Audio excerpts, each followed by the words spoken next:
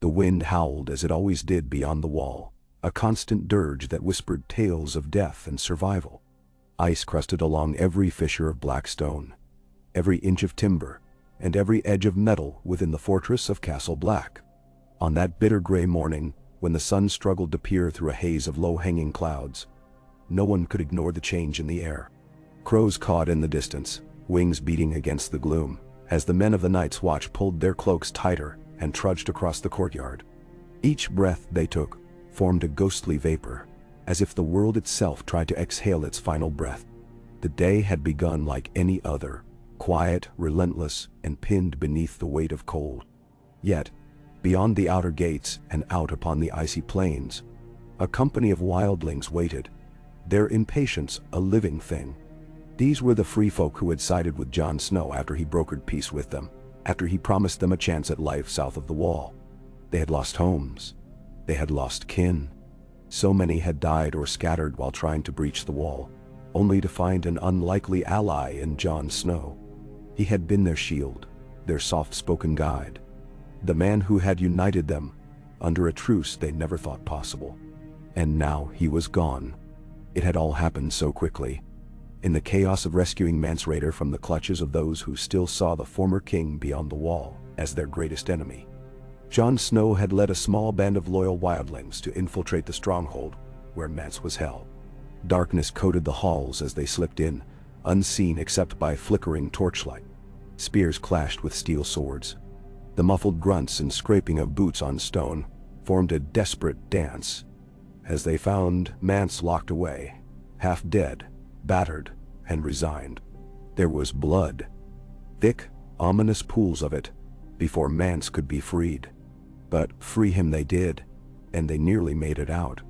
Jon Snow took an arrow to the torso as he shielded Mance from a final unexpected assailant. Some said there had been 2 arrows, perhaps 3, but the result was the same. He staggered, coughed up a mouthful of blood, and still forced himself to go on, urging Mance to flee to safety. He barked at Tormund to keep moving, to make sure no one was left behind. The corridor walls echoed with the wild rage of Tormund's voice, calling Jon's name over and over. Some men from the Night's Watch, those loyal to the Lord Commander, had come to help. In the confusion, Jon was lifted onto the shoulders of Dolorous Eadad and 2 wildlings. But each step they took left a fresh crimson splatter. By the time they stumbled through the main gate, Mance blinking in the moonlight beside them, Jon's eyes were unfocused, his breath rattling. He died minutes after they emerged. His final words, faint as the hush after a snowfall, had been, "Keep them safe." No one was sure if he meant the free folk he had tried to save, or the brothers of the Night's Watch he had once led. Perhaps both. Tormund Giantsbane knelt there in the snow, letting it cling to his beard, letting it numb his face. He cradled Jon's body in his immense arms, pressing his forehead against Jon's brow. He felt the warmth slip away from Jon's cheeks, until only the unrelenting cold remained. There were no tears then, only a strangled roar, a cry that soared into the winter sky to challenge the wind's shriek. They brought Jon's body back to Castle Black in silence. Even the crows seemed to hush in that grim procession. Men from the watch looked on with eyes wide in shock. Some pressed trembling fingers to their lips.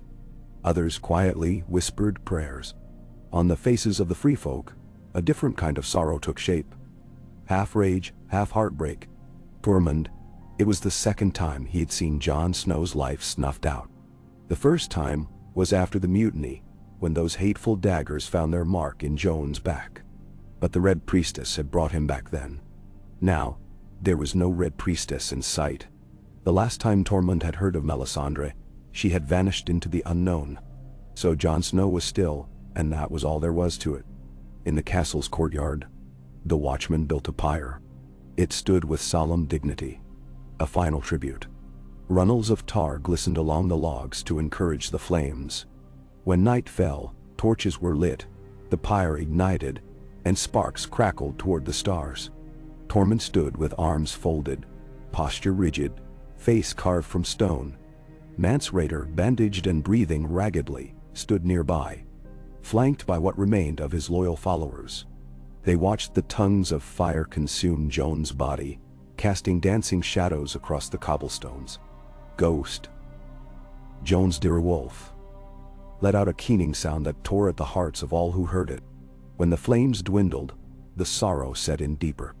Tormund had lost a friend. More than that, he had lost the man he believed might unite them all and save them from the horrors that loom. But the worst part of it was the numbness. Tormund was not used to feeling numb. He was used to rage, passion, laughter, or fury. Not this emptiness. Where was he to direct his wrath now that the enemy was faceless, intangible? It was as though the cold had seeped into his very soul. Mance was alive, though. Tormund clung to that fact. If Jon could not help guide the free folk, surely Mance, the king beyond the wall, would. But as the nights went on, Mance's injuries festered. Fever claimed him, turning his eyes glassy. Tormund would enter the small room where Mance lay in a pallet, stinking of sweat and ointments, and watch him toss and turn, muttering incoherent words. Gilly did her best to nurse him. Others brought what meager medicines existed at Castle Black. For a time Mance seemed to rally, his forehead cooled by compresses of snowmelt water, his breathing eased by the stale heat of the small hearth. He ate some thin broth and managed to speak in short, hoarse sentences. Tormund even allowed himself a glimmer of hope. But fate had a cruel sense of humor. Mance was not the same proud man who had led the free folk to the edge of the known world. Whatever horrors he had endured in his captivity had left him haunted. The madness in his eyes spoke of torments real and imagined. When he finally awoke for more than a fleeting moment, he did not speak of uniting the free folk or crossing into the greener lands. Instead, he asked for Jon Snow. He asked about an unborn child he claimed to have fathered. He fretted over the armies of the dead that no one else seemed to understand. He rambled, delirious, about shadows and flames and crows with knives for beaks. Tormund tried to soothe him, tried to keep his voice steady, but each visit left him more unsettled.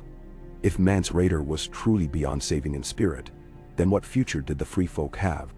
Meanwhile, the Night's Watch teetered on the edge of a fractured alliance.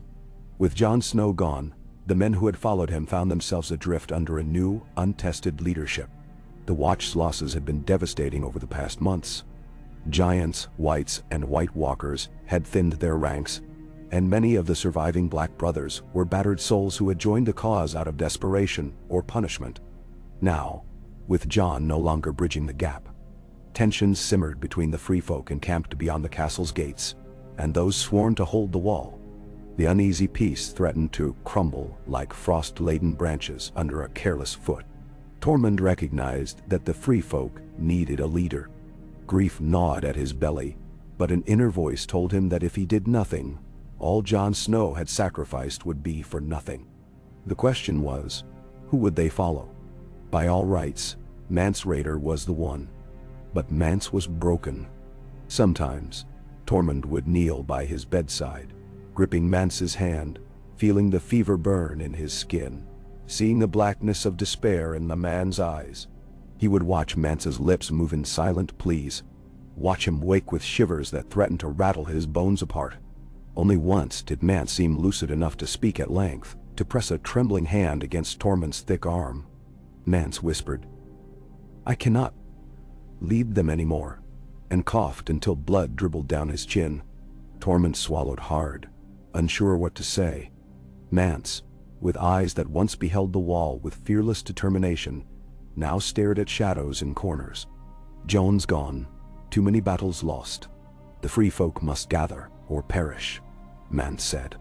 He drifted then, trembling lips turning white, gaze losing focus. Tormund left the room with dread in his chest, like a block of ice jammed behind his ribs. The days crawled past. Winter's gloom refused to relent, and gusts of snow blanketed the courtyard in a perpetual swirl of white. Supplies were meager, especially for the wildlings outside the gates.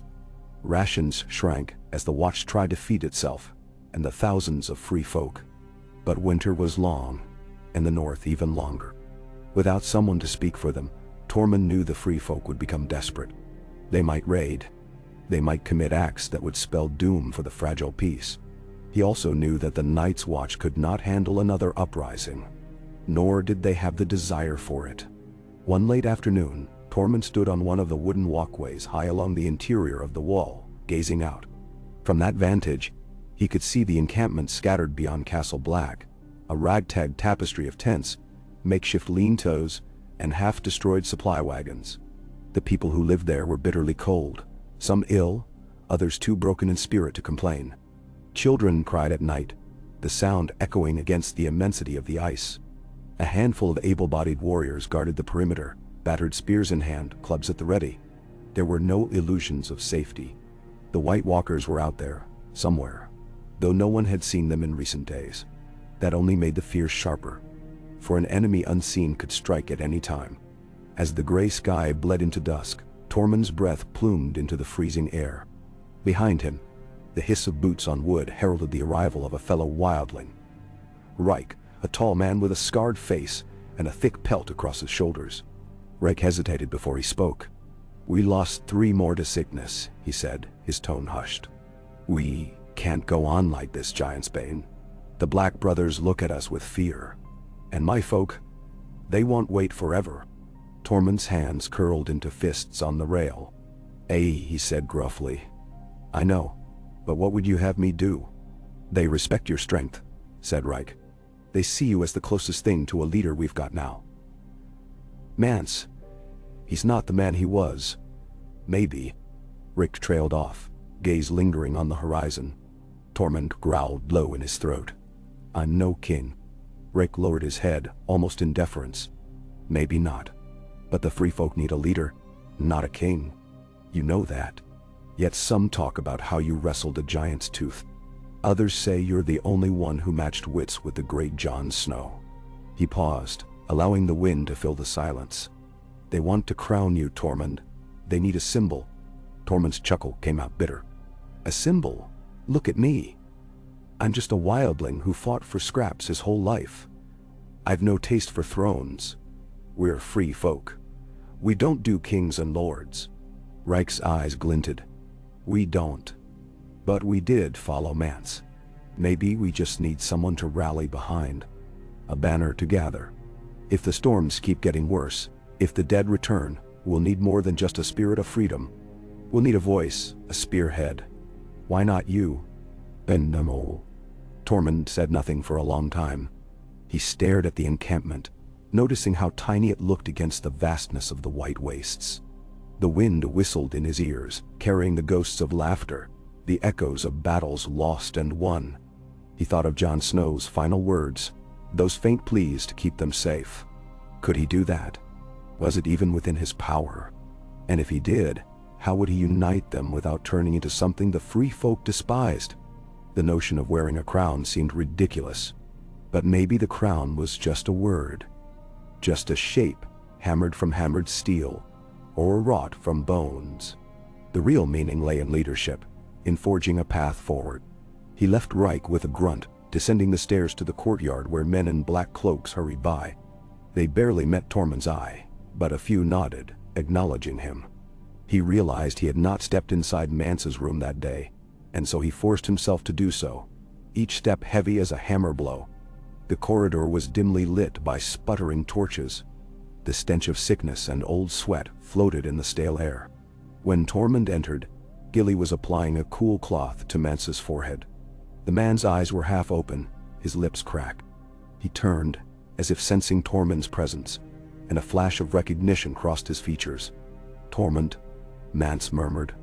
His voice was raspy, a whisper of its former self. "You smell of wind and snow." He coughed, body shaking. Tormund lowered himself beside the pallet. "We're beyond the wall, Mance. At Castle Black, you remember?" Mance nodded weakly. "I do. The boy, Jon Snow. He died, didn't he?" Tormund's jaw tightened. He nodded. We tried to save you. He took the arrows meant for you, Mance." Something like sorrow flickered across Mance's face. He closed his eyes, chest shuddering with labored breaths. "I owed him more than I could ever repay," he said. "I was too proud to admit it. Proud fool that I am." Another wave of coughs stole his voice. Gilly gently lifted his head to help him sip water. When the coughing fit subsided, Mance swallowed and looked at Tormund more clearly than he had in weeks. "The free folk. They need a leader now," he said softly. His eyes flicked to the shadows, as if the ghosts of old battles lurked there waiting.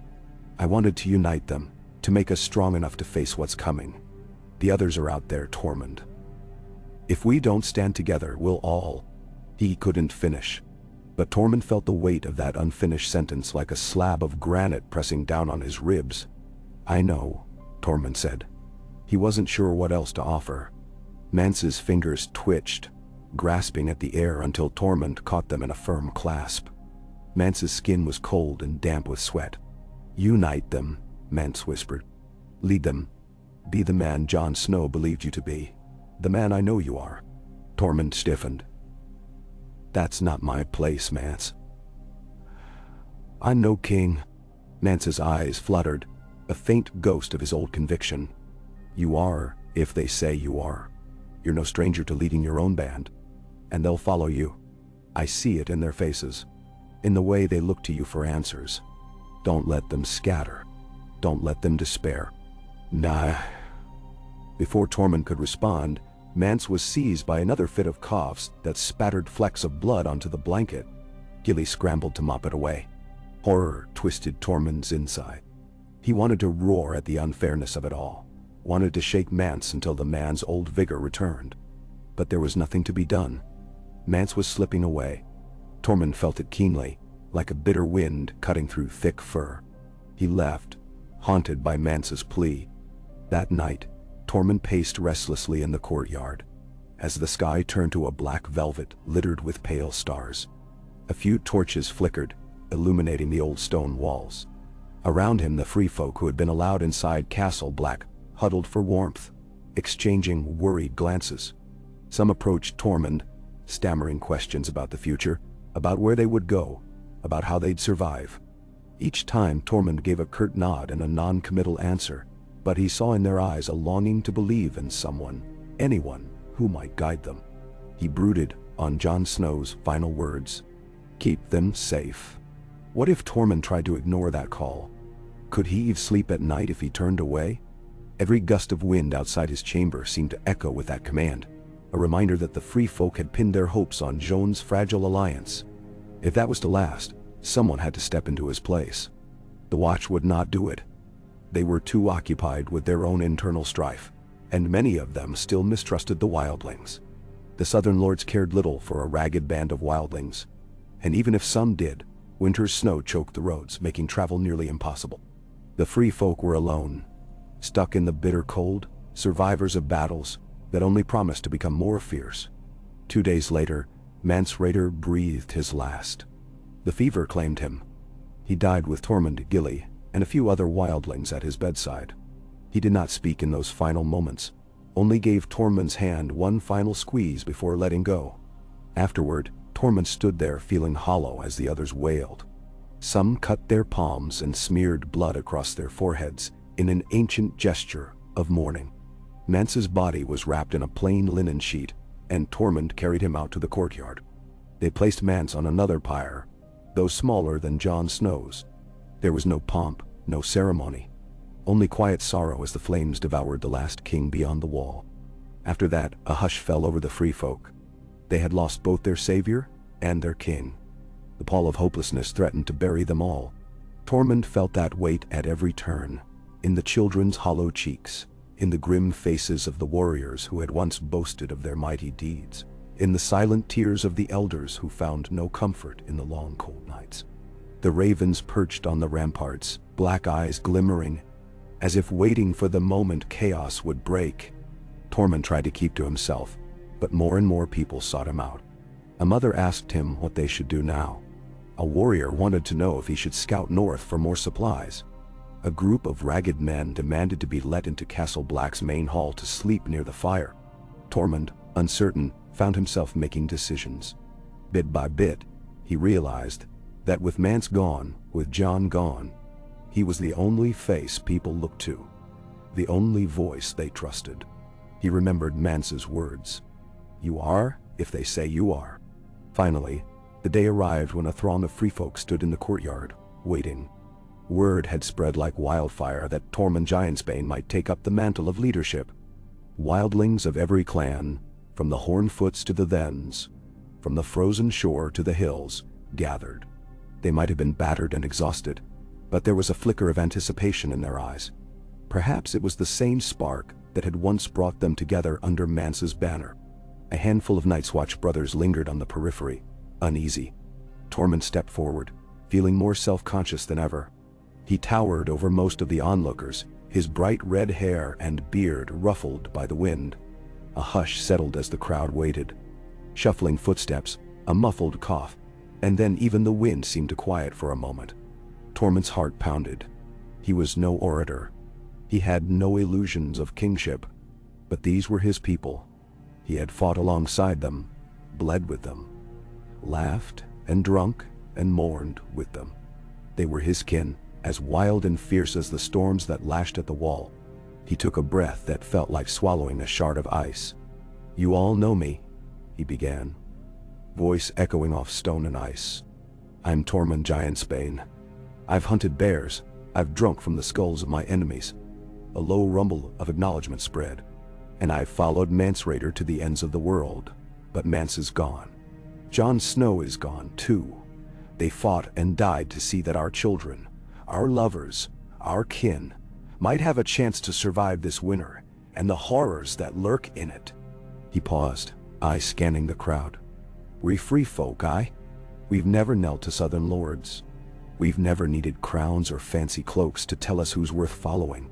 We follow strength and wisdom, or we don't follow at all. Some of you think we need a new king beyond the wall. Others say the time for kings is done. I say this: we do need to come together, or we'll freeze and starve alone. And we sure as snow can't count on the crows to take care of us." Several watchers in black cloaks stirred at that, but Tormund held up a hand. "They've lost friends, same as us, but that doesn't mean we trust them. We stand on our own. If that means choosing a leader, then do it. If you think I'm that leader, then so be it." The crowd murmured. Some nodded vigorously. Others looked uncertain. Tormund pressed on. "I'm no Mance Raider, but I'll fight for you. I'll lead you south if that's what we must do to survive. I'll keep an eye on the shadows, because we know the real enemy ain't just men with swords. It's the cold and the things that walk in it. But if you name me king, then know this: I'm still Tormund Giantsbane, and I won't force any man or woman to follow me. The choice is yours." A long silence enveloped the courtyard. The tension felt like a coiled spring, ready to snap. Then a lone voice called out from the crowd, a woman with a braid of raven black hair. "Tormund," she shouted, "you saved my children from a pack of ice spiders.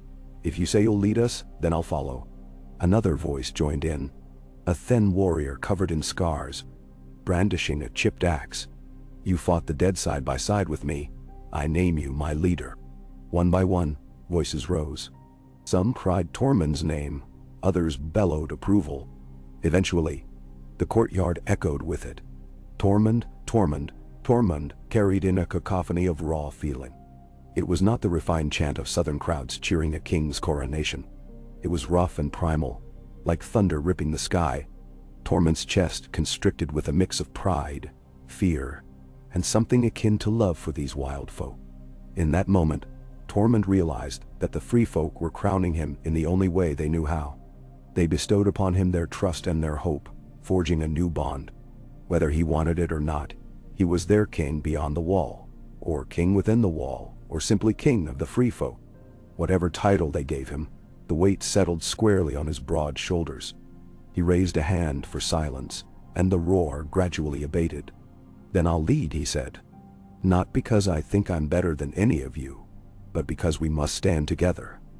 Winter is here, and the dead are out there. We'll plan, we'll gather supplies, and when the time is right, we'll move south to safer grounds, if they can be found." He threw a glance toward the Night's Watchmen on the sidelines. "We'll keep the peace with them, as long as they keep the peace with us. But if they turn on us, we'll do what free folk do." A faint tremor of grim determination rippled through the gathered crowd. The free folk were not strangers to adversity. They had lived in a land cursed with cold and terror for generations. But now they had a figure to rally behind. Tormund felt humbled by it. Later, as the crowd dispersed to spread the word that Tormund Giantsbane was their chosen king, Tormund stood near the brazier in the courtyard, feeling exhaustion seep into his bones. He had never felt so tired in all his years. Ghost, Jon Snow's direwolf, padded up silently, red eyes gleaming in the half-light. The massive white wolf stared at Tormund for a long moment, as if judging him. Tormund offered his hand, palm outward. Ghost sniffed, then pressed his muzzle to Tormund's skin. A pang of sorrow flickered across Tormund's face as he remembered Jon. He reached to scratch Ghost behind the ear, and the direwolf let him. "We'll try to do right by him, old boy," Tormund murmured. The wolf's eyes blinked in understanding, or so Tormund wanted to believe. That night, Tormund had little rest. The burdens of his new role weighed heavily. There were 1,000 problems to solve, and too few answers. Food, shelter, sickness, the threat of the undead. Each issue loomed over him. If he had been a lesser man, he might have run from it. But Tormund had never run from a fight in his life. So at dawn, he made his rounds among the free folk, asking after the sick, checking on the supply wagons. He inspected a section of wooden barriers they had erected outside the castle gates, more symbolic than truly defensive. He even met with a few Night's Watch officers, men who had followed Jon Snow loyally. They seemed wary, but not outright hostile. Perhaps they saw in Tormund the only hope to keep the free folk from bursting into violence. Rake found him near midday, chewing on a piece of salted goat as he looked over a battered map. "Word spreads fast," Reich said. "They're saying Tormund Giantsbane is the new king beyond the wall." Tormund snorted. "I barely believe it myself. But I need you to gather some hunters. We're running low on meat, and the supplies in Castle Black won't last forever."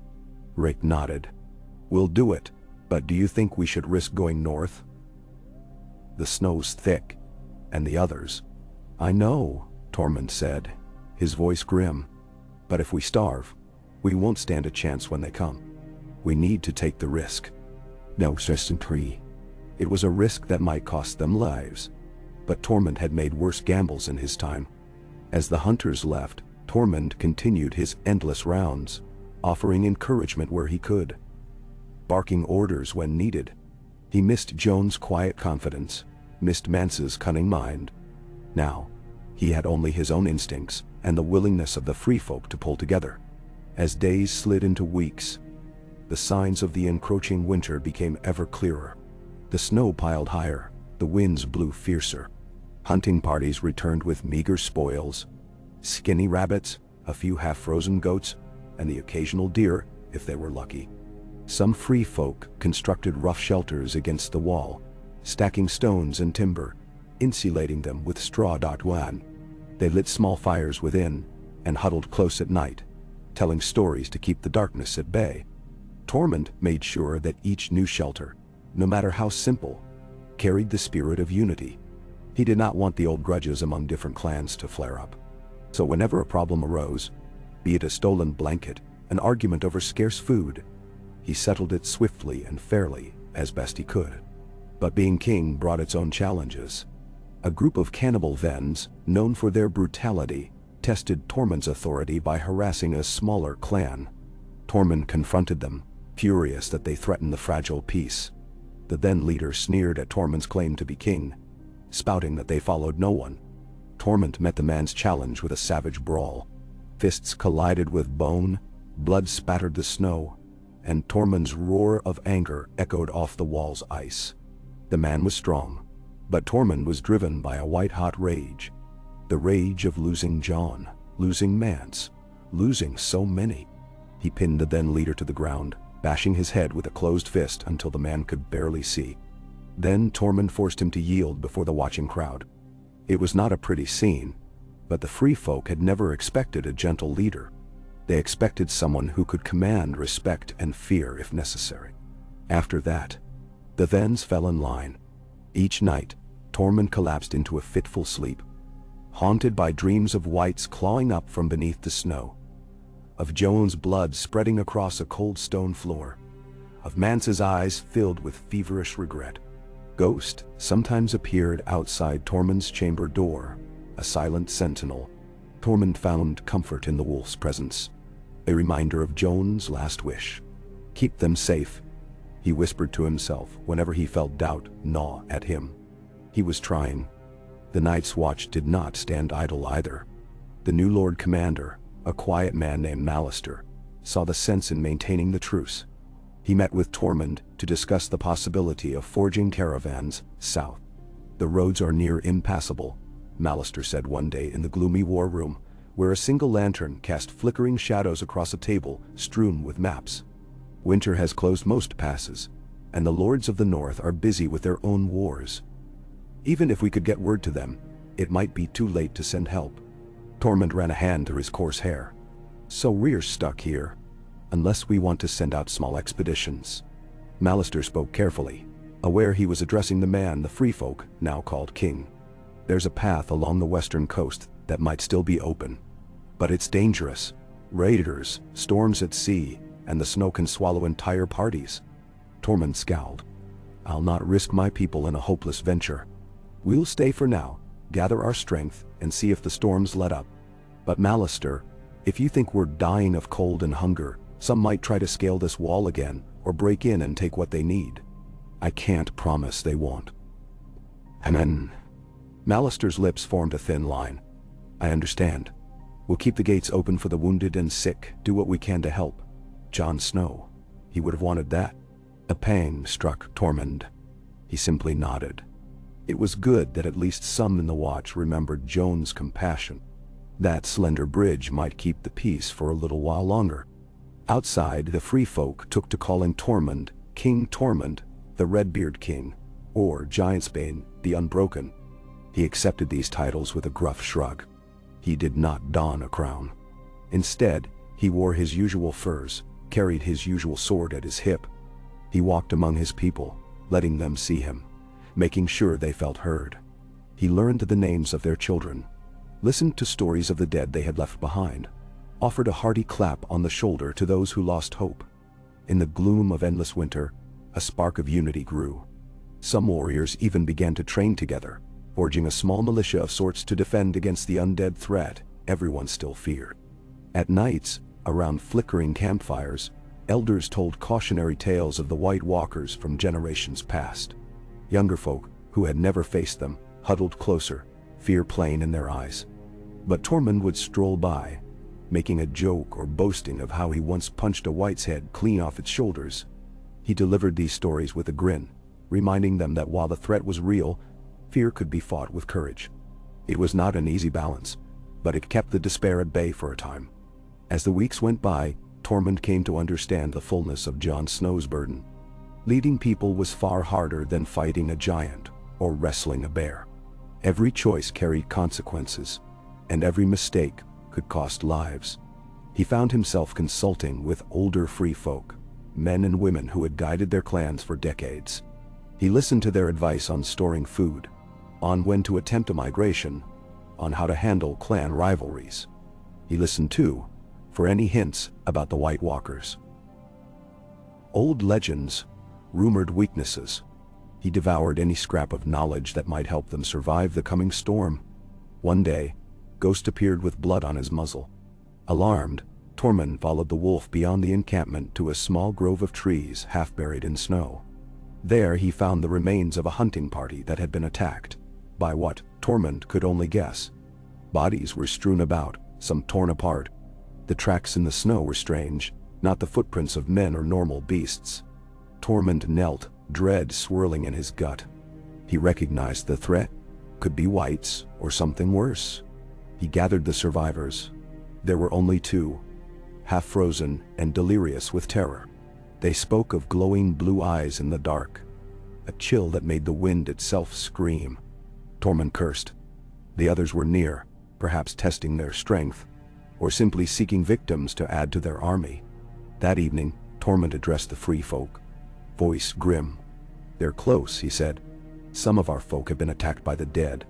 We can't wait for them to come to us. We'll keep watch at all hours.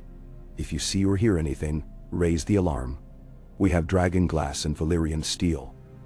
From when Jon Snow prepared us before, but not enough. If you have to fight, aim for their hearts. Break them apart. Burn them if you can. We've done it before and we'll do it again. Nedibishor. Fear rippled through the assembled crowd, but Tormund's confidence held them. They hunkered down, doubling the guards, setting watchers at every approach.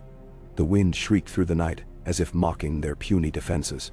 Tormund half expected an onslaught at any moment, but dawn came and went without incident. Perhaps the others were waiting for a deeper cold, or more dark. Tormund did not know, but the dread lingered like a bruise that refused to heal. Word reached them from the hunters who ventured west. The storms had blocked the coastal path, burying it beneath ice and rock slides. They would not be able to migrate south anytime soon. As the store of supplies dwindled, Tormund urged foraging and fishing in the few unfrozen streams, but the yields were small. Hunger began to gnaw at the free folk, and disputes over food broke out more frequently. Tormund dealt with them as best he could, imposing a system of rationing, urging everyone to share. But he knew that if it came to a severe famine, there would be bloodshed. It was in the nature of desperation. Still, hope flickered in unexpected corners. A young woman gave birth to a healthy boy, and they named him Jon, after the man who had saved them. People smiled at that, passing the child around carefully, letting his small cries remind them that life still went on. The free folk told jokes around the fire, mocking Tormund's new status by calling him Your Grace, which Tormund found ridiculous but endearing. A handful of the Night's Watch even started helping tend to the wounded and the sick. Little gestures of goodwill broke through the ice between them, as if Jon Snow's dream of unity was not entirely lost. Then came the night of the swirling storm. It descended without warning, a raging blizzard that battered Castle Black like a wrathful god's hand. Snow piled high against the walls. Howling winds threatened to tear apart the flimsy shelters. Tormund left the relative safety of the castle's interior to assist his people. Clad in thick furs, he trudged through waist-deep drifts, shouting orders. Lightning flashed across the sky, a rare phenomenon in these northern storms, illuminating the swirling chaos with eerie brilliance. Great waves of snow and ice hammered down, burying tents, toppling makeshift structures. People screamed.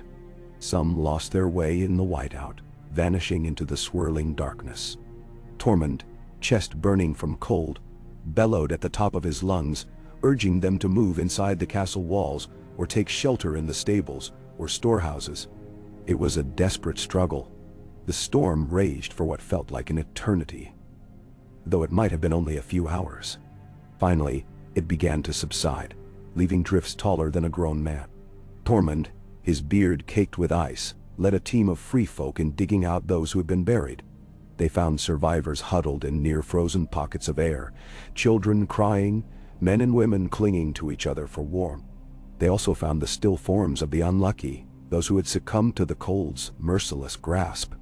One by one they carried the dead inside, laying them out in a silent row. There were too many. Tormund felt every lost life like a wound, each one a name and a face he had promised to protect. In the aftermath, Tormund stood in the courtyard, panting, snow up to his thighs. The swirling air still stung, though less viciously. A hush fell over the castle, broken only by the sobs of survivors and the distant caw of crows returning to roost. He heard faint scraping sounds and turned to see a figure in black stepping through the snow. A brother of the Night's Watch carrying a lantern. The man halted, face grim. "We've lost 15 of our own," he said. "And you? How many did you lose?" Tormund shook his head, words catching in his throat. "Too many." The watchman lowered his gaze, as if acknowledging the shared tragedy. He offered the lantern to Tormund, who took it, grateful for the extra light.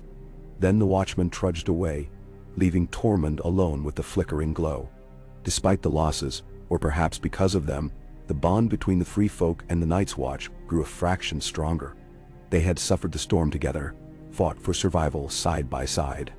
It was a small step, but one that might hold them together when faced with even greater threats. Tormund took what hope he could from that.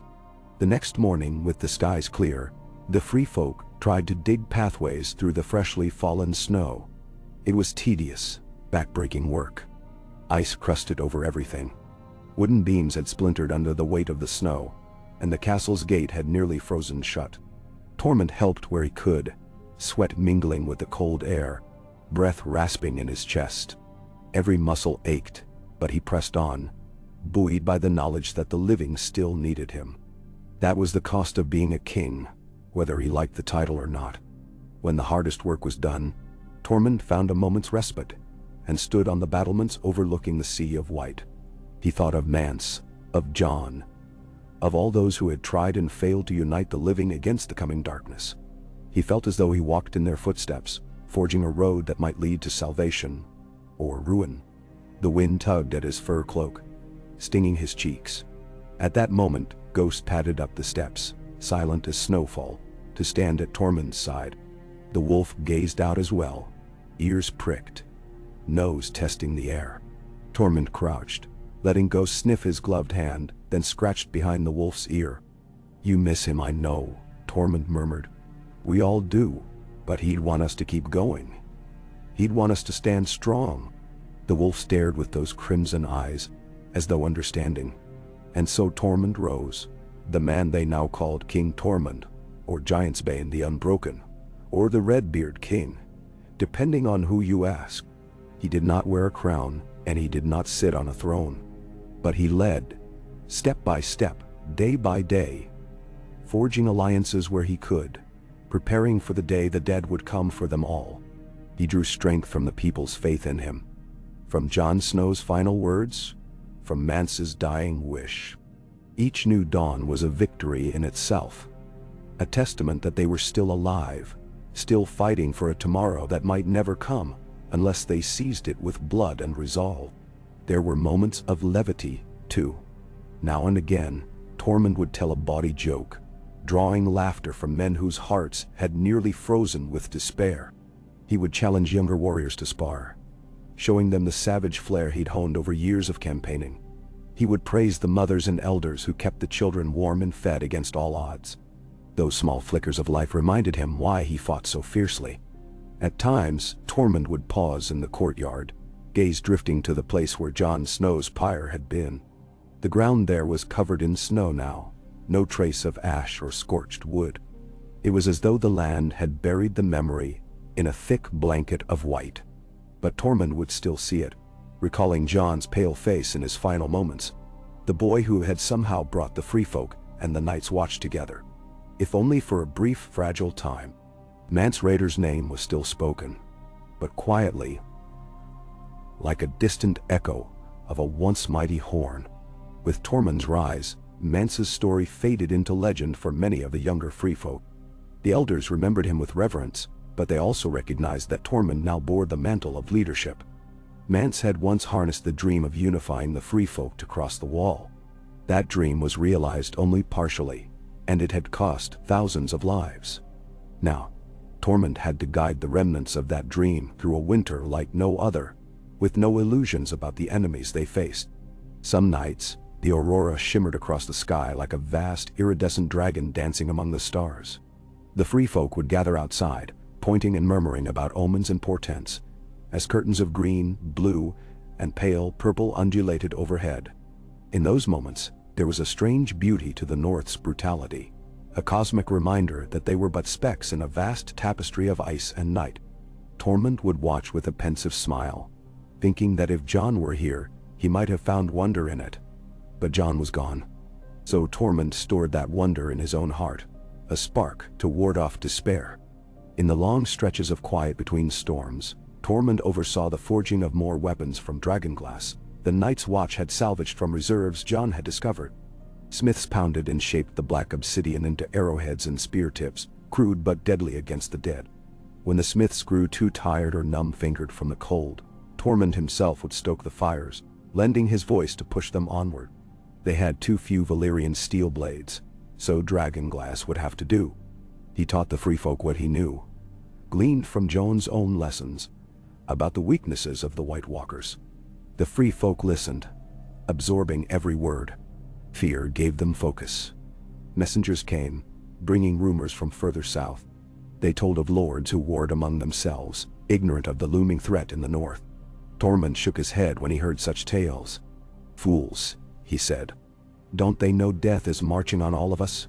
We fight amongst ourselves while the real enemy gathers." But there was nothing he could do about it, not with the roads impassable, and his own people's survival in question. So he pressed on, day after day, forging a kingdom out of desperation, united by necessity more than fealty. In the evenings, Tormund would sometimes slip away to a quiet corner of Castle Black's yard, where a battered training dummy stood. There, he vented his frustrations, slashing at the dummy, pounding it with fists and curses. He imagined the face of the silent darkness that claimed Jon, the face of every foe that sought to destroy his people. When he was done, breathing hard, fists sore, he would lean on his knees and let the steam roll off his sweat-dampened body. He might have been a king, but he was still Tormund Giantsbane. He was still a warrior at heart. One late night, he found himself alone in Jon Snow's old quarters. The room had been left mostly untouched since Jon's departure. Dust coated the furniture, and the hearth was cold. Tormund gingerly touched the rough-spun blankets on the cot, the half-burnt candle stubs on the table, the small wooden chest that held a few mementos. A wave of grief threatened to crush him, for here was the memory of a friend who had defied every boundary between the living and the dead once, only to lose the second fight. Tormund sat on the edge of the cot, staring into the dark. Ghost lay by the door, watching him quietly. The flicker of a torch in the hallway cast a weak glow into the room. Tormund recalled Jon's stern but fair gaze, the way he spoke softly, yet commanded respect, the bravery that led him to challenge the prejudices of both the Night's Watch and the wildlings. Tormund remembered how that bravery cost Jon his life. Twice. Swallowing a lump in his throat, Tormund muttered to the silent chamber, "I hope I'm doing right by you, Jon Snow. I hope this is what you wanted." No. He could almost picture Jon standing there in his black cloak, arms folded, that thoughtful frown on his face. Tormund let the memory linger, then exhaled and stood. He had work to do. He always had work to do. Sleep would find him eventually, but in the meantime, he was a king who had to guard an entire people against starvation, cold, and the army of the dead. And so the cycles continued. Days of biting cold, nights of communal fires and watchful guard duty, fleeting moments of laughter and joy, overshadowed by the constant dread that any night could bring the others to their doorstep. Some free folk couldn't take it and slipped away into the wilderness, hoping to survive on their own or find some safer path. Often, they did not return. A handful came back, frostbitten and haunted by sightings of figures moving in the snow, eyes as blue as ice. Those survivors spoke in hushed tones of hearing eerie screams carried on the wind. Yet in the face of all this, Tormund's leadership solidified. The free folk grew accustomed to turning to him for decisions, for solace, for direction. When a band of deserters threatened to steal supplies, Tormund led a swift retaliation, capturing the ringleaders and meting out punishment. He did not relish violence against his own people, but he knew he had to maintain order, or everything would crumble. Those who opposed him learned quickly that Tormund Giantsbane was not one to be crossed lightly. As for the Night's Watch, an uneasy alliance persisted. The new Lord Commander recognized Tormund's role, and though some black brothers spat at the ground whenever wildlings passed by, most understood they were in the same fight. Tormund himself occasionally stood atop the wall, with a few of his trusted warriors, gazing north, scanning for movement among the endless white. Sometimes he glimpsed shapes far off, silhouettes that vanished as soon as they were spotted. Whether they were wights, White Walkers, or mere illusions, he could not say. But he felt that creeping menace, as surely as a man can feel the chill of winter on his skin. As time pressed on, Tormund oversaw the building of more fortifications around Castle Black's perimeter. Spiked barriers, pits lined with dragonglass shards, wooden towers for archers. He was under no illusions that these would hold back the full force of the dead if they truly descended in numbers. But it was something, a stand they could make. The free folk painted symbols of protection on shields and doors, an ancient tradition meant to ward off evil spirits. Tormund allowed it, seeing how it calmed their nerves. Everyone needed hope in such times. In rare quiet moments, Tormund shared a drink of sour ale with old friends, telling stories of raids beyond the Frostfangs, or battles with monstrous beasts in the far north. Laughter, hearty and deep, would echo in the corners of Castle Black, a sign that life persisted. He told them of how he once boasted he had lain with a bear, and the men roared with amusement, some reminding him of that tall tale. Tormund let them laugh. If the night was soon to be filled with the howls of undead, best to fill it now with something more pleasant. And so the free folk carried on, led by the man they now called their king. He might not have wanted the title, but he wore it with the rough grace of a seasoned warrior. In the face of unimaginable threats, Tormund's vow to protect them reflected Jon Snow's legacy. Even if Jon's name was seldom spoken aloud, like a seed planted in icy soil, that legacy grew in the hearts of these wild, unyielding souls. Yet Tormund knew that winter's full fury had not yet fallen. He could feel it in the marrow of his bones, in the sting of the wind's breath. Storm after storm battered them, but each time they emerged, a little stronger, a little more tempered by hardship. The free folk began to speak of a future. Perhaps south of the wall, perhaps in a new settlement they would build. They spoke of children who might someday run through fields of green rather than white. Tormund let them dream, for dreams were a shield against despair. In one of the lower halls of Castle Black, Tormund claimed a small chamber as a makeshift throne room. Though no throne was there, only a large wooden chair salvaged from the old storerooms. It was a place where he heard disputes and gave guidance. Some might have mocked the idea of a king's hall among the free folk, but it gave them a sense of order, something to structure their days. Tormund would sit, listening to two clans argue over hunting grounds, or to a man complaining that his neighbor had stolen firewood. He settled arguments with a combination of rough charm, practical solutions, and the occasional threat of a crack to the head. More often than not, it worked. At times, he was reminded of Jon Snow's efforts to lead the Night's Watch, the challenges of balancing justice with mercy. Tormund understood better now why Jon would brood on the battlements, wearing that thoughtful scowl.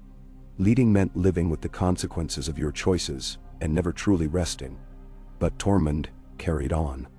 Each sunrise he greeted was another victory, another chance to keep them alive. Rumors drifted in of White Walkers attacking other wildling clans far to the east, or of entire villages vanishing. Tormund sent out scouts, but the news that returned only confirmed the worst. The others were out there, and they were hunting. Sometimes, when Tormund closed his eyes at night, he saw Jon Snow's face, heard that dying rasp, "Keep them safe," and Tormund would jolt awake in a cold sweat, heart pounding. He would leave his bed, wrap himself in fur, and pace the corridors until dawn. If this was the price of wearing a crown, it was heavy indeed. One bleak morning, when the sun's first rays struggled to pierce the thick clouds, Tormund emerged onto the courtyard. An icy hush lay over Castle Black, so quiet one might believe the world had ended.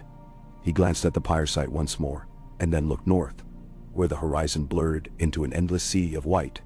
He thought of Jon, of Mance, of all those who had perished to give the free folk this one chance. "We'll not squander it," he growled under his breath. "We'll fight no matter how dark it gets." Then he turned, stomping through the snow, shoulders set. Ghost followed, silent as a phantom. The free folk were stirring in their tents, emerging to face another day. A day of hardship, of work, of worry, and perhaps a day of survival. They looked to Tormund for answers, for direction. He would give it to them as best he could, forging a path one step at a time. For the man who was once only a warrior had become something else. The keeper of a fragile hope, the guardian of those who believed in him, the king they never thought they would need. And so Tormund Giantsbane, king of the free folk, lived each day as if it might be their last. Because in this winter of fear and ice, it just might be. But as long as a single spark of courage burned in his big heart, he would not let the flame of unity die. He would not let Jon Snow's final sacrifice be in vain. He would carry that memory forward like a torch in the dark, guiding his people toward whatever future they could carve from the frozen wilderness. For that was the legacy left behind by the man who died rescuing Mance Raider. That was the burden laid upon Tormund's shoulders, and he bore it with a stubborn pride and an unyielding spirit that refused to bow to the wall, to the cold, or even to death itself. As the wind shrieked, as the crows circled above, Tormund stood tall, resolute. He was no mere wildling anymore. He was their king, and so he would remain until the last breath left his lungs and the snow buried all memory of man's brief struggle under an endless winter's hush. Snow dusted the courtyard at dawn, the flakes falling softly, as though they wished to hush the world. Outside, the free folk stirred from their tents and shelters, rubbing sleep from their eyes and stamping numb feet against the earth to chase away the cold. Tormund Jansbane, newly hailed as king of the free folk, stepped out into the pale light. He wore his usual furs, thick around his broad frame, and a sword at his hip. He carried no crown, yet the weight of leadership pulled at his shoulders. Sleep had been fitful, too many anxious thoughts, too many plans forming in his head. When he finally dozed, images of whites and pale horses haunted him until he woke with a snarl. He strode across the courtyard, past a makeshift pen of goats. The animals bleated softly, breath steaming in the chill air. 2 free folk guarded them, spears in hand. Tormund greeted the men with a short nod, noting the dark circles beneath their eyes. Everyone was exhausted. Days bled into nights and nights into days, forming a gray cycle of survival. But as long as the free folk drew breath, there was hope. He ducked his head under the low lintel of Castle Black's eastern gate and emerged onto a walkway that led along the inside of the wall. Up here, he could survey the camps laid out to the south, ragged tents, lean-tos, and half-wrecked wagons, all clumped together in rows. Smoke curled from small fires. People huddled close to them, sharing bits of bread or dried meat. Children clung to their mothers, bright eyes peering out from fur hoods. The memory of the last storm was still fresh, and the battered shelters bore the marks of that vicious onslaught. Tormund wondered how many more storms they could endure before the entire encampment became a frozen grave. Nearby, one of the Night's Watch brothers, a short, wiry fellow named Cotter, stood with arms folded. Tormund glanced at him. The man stared out over the same scene, his black cloak tugged by the breeze. Once upon a time, such close proximity between a wildling leader and a sworn brother of the Watch would have led to violence. Now they shared the same vantage, albeit with uneasy acceptance. "Morning, Cotter," Tormund said, voice gruff. "Morning," the brother replied. His breath escaped in thin puffs. "Cold one." "They're all cold ones," Tormund said, "though I'm told it only gets colder from here." Cotter gave a grim nod, but said nothing more. Tormund let his gaze linger a moment longer on the sprawled camps. Then, sensing the stirrings of the day's business, he turned away, heading back down the wooden steps to the main yard. Some of his own people awaited him there, forming a small cluster near the stable doors. At the center of that cluster stood Reik, the tall hunter who had once urged Tormund to accept leadership. Rick beckoned Tormund closer with a broad sweep of his arm. "Tormund," he said as soon as Tormund approached. "We've got word from the hunters who went east. They returned before dawn." Tormund glanced around, spotting 3 wildlings leaning against the stable wall. Their cheeks were wind-burned, their cloaks stiff with frost. One clutched a battered spear. Another had a bow slung across his back. The third stared blankly at the ground, face ashen. Tormund could sense trouble in the tightness of their expressions. "What did you find?" Tormund asked them. The one with the bow, a wiry man named Kral, cleared his throat. "Game's scarce," he said. "We followed old tracks but saw little life. A few scrawny rabbits, a fox we couldn't catch. The wind howls so loud you can barely hear yourself think." "And the others?" Tormund asked, voice low. Kral shifted uncomfortably, glancing at his companions. "We think we saw them, or something like them, after nightfall. Flickers of motion beyond the trees, shapes that didn't move like men. We kept our distance, used the storm as cover. We heard a strange keening sound too, like wind through a graveyard." Tormund's hands balled into fists. He had known it was only a matter of time before another sighting. The White Walkers, they were out there prowling for prey or building their undead hordes. If the free folk stayed here indefinitely, they would have to contend with that threat soon enough. "Did they follow you back?" Tormund asked. Kral shook his head. "We don't think so. We circled wide, took our time to be sure. Came back with what little we have." He lifted a small sack. The clink of something inside suggested a couple of meager kills. Nothing close to enough. Tormund exhaled, breath fogging. "Rest up," he told them. "You did well just to come back with news." He nodded to Rick, who took the hunters aside for a hot meal. Tormund stood there, feeling the chill seep into his bones. He scratched absently at his beard. Food was running low. Winter's claw was tightening its grip. Sooner or later, they would need to move or find a new way to feed thousands of mouths. Each day of inaction felt like a step closer to doom. Yet in his heart, Tormund knew that travel was nearly impossible. The storms were too fierce, the roads blanketed. Any attempt at a large-scale migration south would end in catastrophe. They might lose half their number or more. Better to fortify, to hold out as best they could, hoping the weather would ease. Though by all accounts, this was a winter set to last a long, long time. He plodded through the yard, snow crunching underfoot. A pair of children ran past, chasing each other in a brief innocent moment of play. Their laughter rang clear, like a distant memory of sunnier days. Tormund let the sound warm him for a heartbeat. The worry was never far behind. Children needed more than scraps of food and the promise of survival. They needed a future. He was no father to them, but as king, he bore a father's burden for all of the free folk. On a whim, Tormund made his way to the courtyard's corner where a few blacksmiths, both wildling and Night's Watch, had set up an improvised forge. Smoke billowed as a pair of bellows heaved, sending sparks showering into the cold air. The clang of metal against metal rang out, echoing off the high walls. They were working on dragging a few more lumps of dragon glass from the reserves the Watch had found, trying to shape them into arrowheads and spear tips.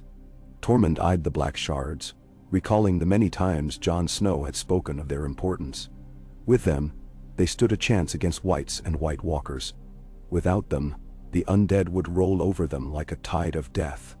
A woman named Ira, broad-shouldered, soot-smudged, with a mass of braided hair, looked up from the anvil, wiping sweat from her brow. She gave Tormund a small grin. "We've made a dozen more spear tips," she shouted over the din. "And a handful of arrowheads, too. Not enough to outfit everyone, but it's something." Tormund nodded. "Keep at it," he said. "We'll need more." Ira's grin faded. "We're low on proper wood for shafts," she said. "Got to salvage from broken wagons or tear down old storage crates.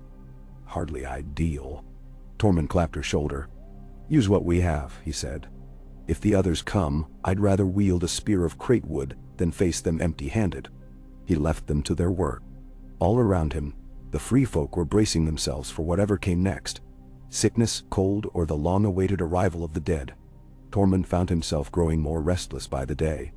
He felt the eyes of thousands upon him, some grateful, some doubtful. He was their king in name, but in truth, he was just a man trying to navigate a winter that seemed determined to devour them all. In the later part of the morning, Tormund retreated to the old common hall in Castle Black, where a scrawny boy from the Watch served bowls of porridge, thin and watery, to anyone who queued up. The place smelled of stale air and old timber. Benches were arranged in rows, some broken or missing planks. A few tapestries hung limp on the walls. It was a far cry from the feasting halls of southern lords, but it was warm enough for those who wanted to escape the wind. Tormund sat at a table, swirling his spoon in his bowl. The porridge was bland, but at least it soothed the chill in his gut. Across from him sat two of his closest companions, Dila, a skilled tracker with sharp eyes, and Grig, a hulking man with an old burn scar across his neck. They spoke in low voices about the day's challenges. Another scout party had not returned, and the last store of dried fish had been shared out the previous night. As Tormund listened, a voice cut through the general hum. "King Tormund," called a man from the far end of the hall. It was Malister, the new Lord Commander of the Night's Watch. He approached, cloak billowing behind him, pausing near the table. "Might we speak?" Tormund grunted, pushing aside his half-eaten porridge. He motioned for Malister to sit. The Lord Commander removed a single glove and placed it on the tabletop, lips pressed thin. "We've been taking stock of the watch stores," Malister said. "We're dangerously low on everything from flour to lamp oil. With so many mouths to feed, your people included, our supplies dwindle at an alarming rate." "No." Tormund spread his hands. "You think I don't know that? We eat less than we used to. We're rationing, but it's never enough." Malister glanced around, ensuring no eavesdroppers stood too close. "We need a plan, Giantsbane," he said softly. "Some of my men suggest we close the gates, stop sharing. That would lead to bloodshed, no doubt, but I'm telling you what they say. Tensions are high." Tormund let out a mirthless chuckle. "If the crows shut the gates on the free folk, we'll tear this place apart. We'd have no choice. You know that." Malister's eyes flicked to Dela and Grigg, then back to Tormund. "I do. Hence why I'm here, speaking with you rather than forcing the issue. Perhaps there's another way. Small foraging parties headed south could try to trade with any villages that remain, or scavenge from abandoned holdings. Winter might have forced some inhabitants to flee, leaving stores behind." Dela leaned forward. "Trade what, exactly? We have no gold. Some furs, maybe, but who knows what the southern folk will want in exchange." "Now." Tormund rubbed at his beard, thinking of how Mance Raider once tried to slip south in disguise. How Jon Snow had traversed the north to forge alliances. Times were different now, with the snows so deep and bandits roving. "It's risky," he said, "but if we don't do something, we'll starve." Malister nodded. "I'll send a raven to the few loyalists we have left in the north. If any remain who might respond, we can at least attempt it." Tormund grunted in agreement. "Send your birds. And let's plan a scouting party to ride south. We can't take too many, or we'll weaken our defenses here. But enough to defend themselves if they run into trouble. Maybe we'll find a friendly holdfast or a storehouse. If not," he shrugged, letting the dire possibility remain unspoken. Malister rose to his feet, gathering his glove. "We'll coordinate tomorrow," he said. Then he gave Tormund a short, respectful nod and left. Tormund watched him go, feeling the weight of their mutual predicament. The Lord Commander might have been an enemy in another life, but now they clung to a single thread of cooperation, hoping it wouldn't snap. That afternoon, Tormund gathered a few trusted free folk in the old armory. The space was cramped, with rusted racks and broken weapon stands scattered about, but it was private enough. Rick and Dela were there, along with Grigg and a couple of other seasoned warriors. Kreen, a tall, wiry woman with braided hair, and Half-Hand Ulf, an older fighter missing 2 fingers from frostbite. Tormund outlined the situation with the supplies, repeating Malister's suggestion of sending a scouting party south. "Who's willing to risk it?" Tormund asked, though he suspected he already knew the answer. Rick, Dela, and Kreen all nodded without hesitation. Grigg shrugged his broad shoulders as if it were obvious. Half-Hand Ulf only grunted in agreement, his mouth set in a grim line. Tormund felt an odd warmth in his chest. These people believed in him enough to venture into danger at his word. "We'll need horses," Tormund continued. "Enough to carry whatever we find. And we'll want the best trackers to avoid any big roads. The storms might ease in a week or so, or they might not. We'll watch the weather closely." "Man," Kreen spoke up. "You want me to go with them, or stay here?" "I need you with them," Tormund said. "Your eyes are sharp, and we need a good scout. But I also need Reich's hunting skills. I'd go myself, but I can't leave the free folk here without a leader, not now." He glanced at Reich. "You up for leading the party?" Reich offered a small, confident grin. "I am." "Good." Tormund's gaze flicked to Dela. "You'll go too?" Dela nodded. "I'll go. Though if we don't come back, you'd best find another to keep the rest in line." "Ill." Tormund laughed, though the sound was hollow. "I'd rather not think about that. Just come back, and bring something we can eat." They spent the next hour poring over a tattered map pinned to a rickety table. Candlelight flickered, illuminating faded words and half-remembered landmarks. Tormund pointed out a small keep, rumored to have belonged to a minor northern house. "Might be abandoned," he said. "Or maybe they left supplies behind if they fled. We can't be certain." He traced another route along a winding river, indicating a cluster of fishing hamlets. "Worth a look. But be wary, could be bandits or worse." They memorized the routes, discussing signals and fallback options. Tormund insisted they carry dragonglass weapons in case whites appeared. The mood was tense, but resolute. By the time they concluded, the last of the day's light had vanished from the windows, replaced by the dim glow of torches in the courtyard. When Tormund emerged, the moon hung low in the sky, wreathed by wisps of cloud. He inhaled the sharp night air, then made for his chamber. That room, a small but private space in one of the old towers, had once been used by lesser officers of the watch. The walls were rough stone, the bed narrow, the fireplace battered, but it was warmer than sleeping outside. He stripped off his furs, letting them drop onto a wooden chair, and sat heavily on the bed. His mind raced with thoughts of tomorrow's burdens, the next day's threats, the creeping menace to the north, and the uncertain future to the south. There were moments, at the edge of his exhaustion, when he almost longed for the simple life of a raider, where all he had to do was survive for himself. But that was no longer an option. At length, he drifted into a shallow sleep. His dreams were a swirl of shapes and shadows. He saw the old face of Mance Raider, drawn with fever, and he heard Jon Snow's voice, echoing as if from far away. "Keep them safe." Then the dream shifted into a chaotic vision of whites pouring through Castle Black's gates, ice-blue eyes gleaming in the torchlight.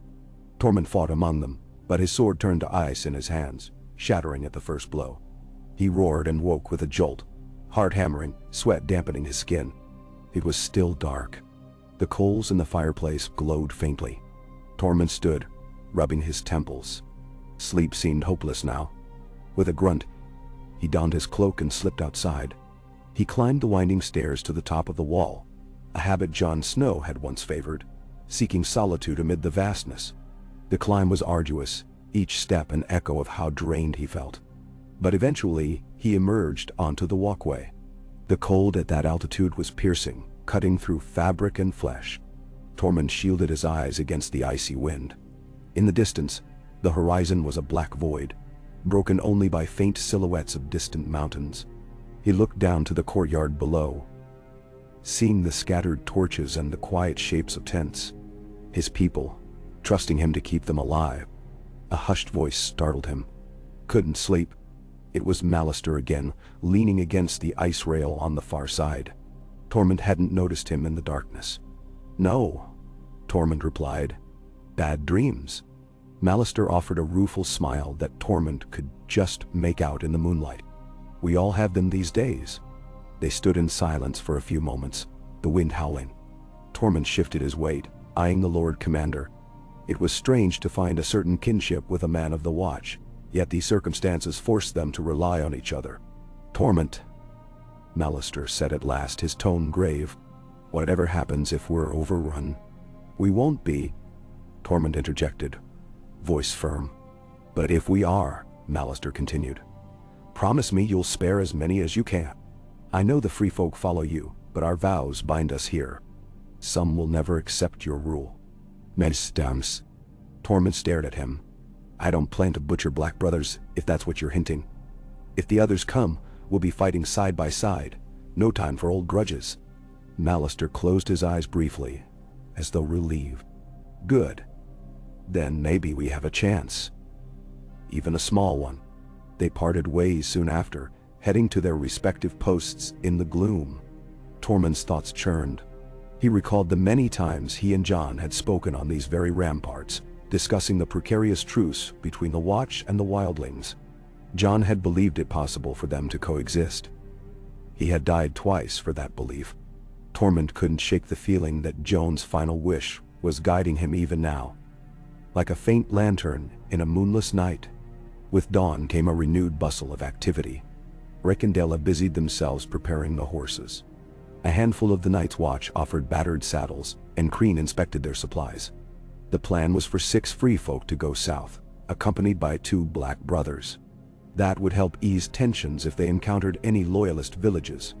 Tormund oversaw the preparations, occasionally stepping in to calm frayed nerves. The entire camp seemed to know this scouting party could be their best hope of finding more provisions. Everywhere Tormund looked, he saw anxious faces, men and women chewing on their lips, children peeking around tents, elders muttering curses under their breath. By mid-morning, the sun was a pale disk behind thick clouds, casting a wan glow that barely touched the snow. The horses snorted, impatient, as if sensing the cold journey ahead. Tormund stood by Rick, gripping his friend's forearm. "Bring back whatever you can," Tormund said quietly. "Food, news, anything." Rick nodded. "Aye, my king." There was a faint teasing twist to his mouth. Tormund shoved him lightly in the shoulder. "You take care," Tormund said. "Don't be a fool." "I'm always a fool," Rick countered, "but I'll try to keep my head." They shared a quick laugh, which felt almost wrong in this atmosphere of dread. Then Rick mounted his horse, and the others followed. Dela adjusted her cloak, scanning the horizon for any sign of storms. Kreen checked the straps of her pack, and the 2 black brothers, names Tormund had barely learned, brought up the rear. One carried a crossbow, the other a short sword. Neither looked particularly eager, but they wore determined expressions.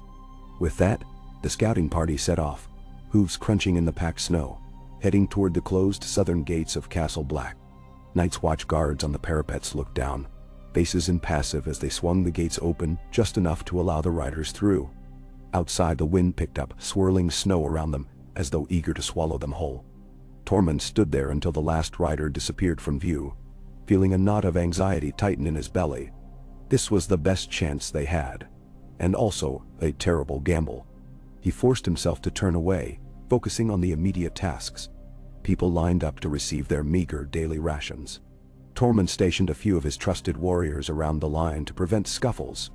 In times of hunger, even a crust of bread could spark violence. He moved among the crowd, offering a word here, a nod there. He could see the fear in their eyes, that gnawing uncertainty about tomorrow. No matter what they called him, king or fool, he would fight to keep them alive. As noon approached, Tormund found Malister in the war room, huddled over a table with 2 of his officers. The men stiffened at Tormund's entrance, but made no comment. Malister gestured to a ragged parchment, the details of a raven's message scrawled in black ink. "One of our ravens returned," Malister explained. "Barely alive, half starved," brought a reply from a minor lord in the north who calls himself Ardell. "He claims to hold a small fortress near a frozen lake. Says he can't spare men but might trade supplies for fur and workable iron if we can deliver it." Tormund raised an eyebrow. "Can we trust him?" "Hard to say," Malister replied. "Ardell was once sworn to House Stark, but with the chaos down south, there's no telling where his loyalties lie now. Still, it's a glimmer of hope." "That's other." Tormund glanced at the small map, pinned to the wall. "Where is this fortress?" Malister traced a line with his finger, indicating a spot several days' ride away, west of Castle Black. "We'd have to send a group. Maybe a wagon with goods to trade. But traveling that distance in this cold, it'll be risky. Any number of threats could be out there, and that's if Ardell is true to his word." Tormund let out a low whistle. Too many ways it could go wrong. But if it goes right, yes, we get food. Maybe some additional gear. Malister finished. Tormund leaned over the map, bracing his hands on the table. His eyes flicked over the drawn lines and vague markings. So much guesswork. Everything felt like rolling dice. But what choice did they have? "Let's hold off for now," Tormund said. "Wait to see if Reich's party returns with news. If they come back empty-handed, we may have no choice but to try Ardell's offer." Malister inclined his head. "Agreed. We'll give it some time." He folded the parchment carefully. "In the meantime, we keep watch. The days are getting darker, and my men have heard sounds at night. We're not sure if it's wights or wolves, but it unnerves us." "Understandable." Tormund tightened his jaw, recalling Kral's report of strange shapes in the east. "We'll double the patrols at sundown," he said. "We have torches, dragon glass weapons. If the others come, we won't be caught off guard." They parted ways, tension hanging like fog in the chamber. Outside, the sky churned with iron-gray clouds. Another storm seemed inevitable, if not today, then soon. Tormund threw himself into the work of reinforcing fortifications, hauling timber to strengthen the outer barricades. He helped shovel new pathways through the snow that had accumulated after last night's wind, and he checked on the sick who huddled in the corners of the main hall, rummaging for any leftover medicine. The quiet moans and feverish murmurs of the ill weighed on him. Too often, they had only desperation to offer in place of healing. Gilly, Sam's friend from years past, did her best to comfort them, aided by a few volunteers. But supplies of poultices and herbs were almost gone, and the castle's small library of medical texts provided little help against the ravages of cold and hunger. Midway through the afternoon, a pair of wildlings arrived from one of the outlying clusters of tents, carrying a limp figure between them. They laid the body near the courtyard well, calling for help. Tormund rushed over, pushing through the small knot of onlookers. The figure was a woman, older, her skin pale as the snow. She was still alive, but barely, her breath shallow. "She collapsed," one of the men said. "Hasn't eaten in days, maybe. We can't keep her warm enough." Tormund frowned, kneeling beside her. She was unconscious, her face lined with a lifetime of hardship. He gently lifted her head, feeling the chill in her skin. "Get a fire going in the common hall," he ordered. "Wrap her in blankets. See if we have broth. Anything warm? Keep her alive." The men nodded, scooping her up and carrying her away. Tormund stood, scanning the circle of free folk who had gathered. Their eyes were hollow, cheeks gaunt. Many likely had not eaten enough themselves. He saw a mother holding a swaddled baby, the child's cries too weak to be healthy. The mother's face held the same desperate look he'd seen so many times. He approached, pressing a hand to her shoulder. "Go to the hall," he said, though he knew there wasn't much left. "They'll find you something."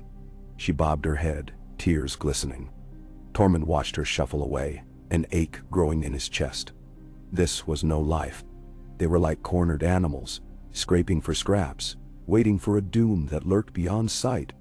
He squared his shoulders and strode back toward the fortress's main doors, flanked by two of his warriors. Inside, the torchlit corridors felt claustrophobic, every echo a reminder that too many people sheltered within these walls. By evening, the wind rose again, not quite a full storm, but fierce enough to send blasts of icy air through the fortress. Torches guttered and sputtered in the courtyard. Tormund stationed lookouts on the walls and towers, men and women who squinted into the swirling white. He paced in the courtyard, cloak flapping, occasionally stopping to peer north. Nothing stirred except the restless wind, but that offered no comfort. Sometimes the greatest threats moved unseen. The hours dragged on. Darkness swallowed the sky. Snow drifted in restless waves. Tormund retreated inside only to warm himself briefly, then returned to his vigil. He half expected a night attack from the others, or news that Reich's party had been ambushed. But the only thing that materialized was silence. At last, exhausted, Tormund found his way to the common hall. He slumped on a bench near the meager fire. Others sat close by, bundled in whatever blankets they'd managed to scavenge. Ghost, Jones Direwolf, slipped in from the shadows, white fur blending with the gloom, and settled near Tormund's feet. The wolf's presence was a comfort. Tormund reached down to ruffle Ghost's fur. The creature nuzzled back, a quiet reminder of Joan's memory. For a while, Tormund listened to the low hum of conversation and the crackle of burning wood. A few free folk told tales, some heroic, some tragic, anything to keep spirits up. One man described a hunt in the high peaks long ago, where he claimed to have chased a legendary ice stag. A woman recounted how Mance Raider once sang an entire hall to tears. The older folks clucked their tongues, shaking their heads. Tormund gazed into the embers, letting the words wash over him without fully hearing. He was tired beyond measure, and the worries of leadership were an unrelenting tide. Eventually, he stretched out on the bench, cloak pulled tight, trying to steal a few hours of sleep. Ghost curled up nearby, watchful. Tormund closed his eyes, the faint murmur of voices fading into the swirl of his thoughts.